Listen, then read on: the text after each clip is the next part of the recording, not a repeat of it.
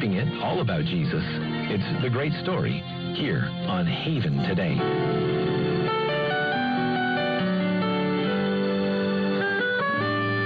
Dito nagtatapos ang pagsasahimpapawid ng 702 DZAS, Agapay ng Sambayanan.